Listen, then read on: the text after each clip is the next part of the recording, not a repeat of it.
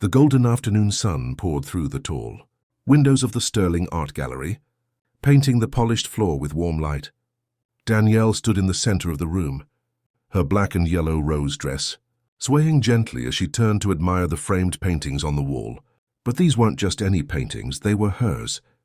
Each brushstroke told a chapter of her life: the fire, the loneliness, the whispers, and finally, the love that had pulled her out of the shadows. The final painting was her favorite, a portrait Matthew had commissioned of her.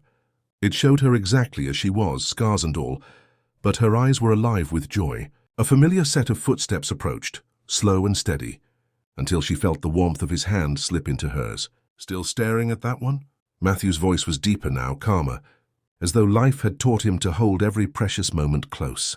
She smiled softly. It's not just a painting, Matthew. It's the truth.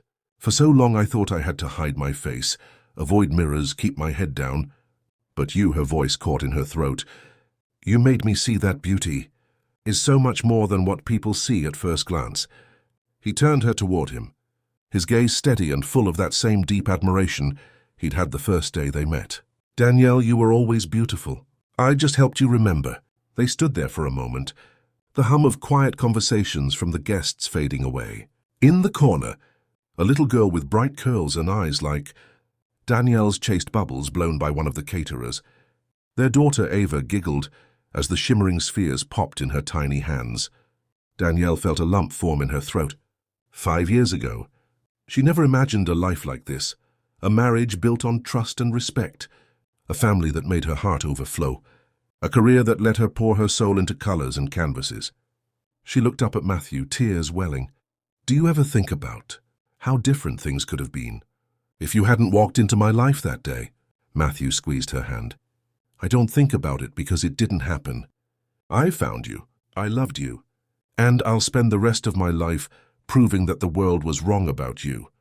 Danielle leaned into him, resting her head on his chest, listening to the steady rhythm of his heart. Around them, the gallery glowed with golden light, each painting a silent testament to a love that had survived mockery, doubt, and fear. She whispered almost to herself, the face they mocked is the face you loved. Matthew kissed the top of her head, and always will.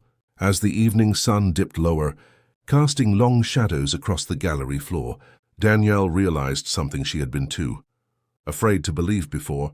She had not just been loved, she had been seen, and in that truth, she finally found her forever peace. For the full story, click the link below. With love and gratitude, Vintage Mike Tales.